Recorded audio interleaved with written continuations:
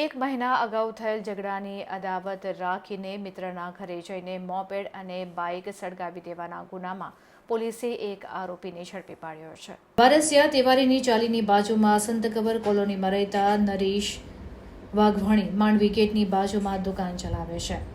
Varasiya police સ્ટેશનમાં તેમણે ફરિયાદ નોંધાવી જણાવ્યું છે કે એક મહિના અગાઉ મારા દીકરા જય વાઘવાણીને અરુણ સરદાર સાથે મજાક મસ્તી કરતા ઝઘડો થયો હતો.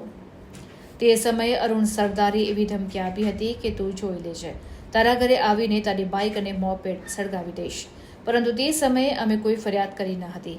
ગત તારીખ 23મીએ અમે રાત્રે ઘરે સૂઈ રહ્યા હતા ત્યારે રાતના 3:30 વાગ્યે અમારા પાડોશી હરેશભાઈએ ઘરે આવી જોરથી દરવાજો ખખડાવી બૂમો પાડી અમને ઉઠાડીને કહ્યું કે તમારી બાઇક અને મોપેડ સળગે છે, જેથી અમે તરત ઘરની બહાર દોડી આવ્યા હતા.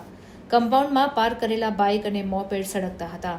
અમે પાણી છાડીને આગ બુઝાવવાનો પ્રયાસ કર્યો હતો. આ દરમિયાન દાઝી જવાથી અમને ડાબા હાથે અને પગે ઈજા પહોંચી હતી.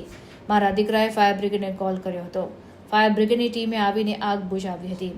વારસિયા પોલીસ સ્ટેશનના PSI આરોપી અરુણ સરદારને ઝડપી પાડ્યો હતો.